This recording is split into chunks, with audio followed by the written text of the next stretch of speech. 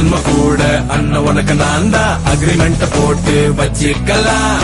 இந்த ஜென்மம் அண்ணன் அடுத்த ஜென்மம் அப்ப மாத்தி மாத்தி பொருந்து வாழ்ந்துக்கலாம்.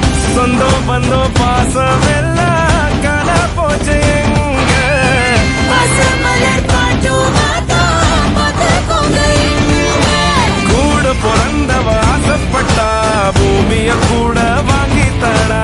வாய் விட்டு சிரிக்கிற சத்தம் கேட்டா வேறொன்னு வேணா போதும் போடா. கடவுள் வந்து கேட்டா கூட ஒன்ன தர மாட்டேன்.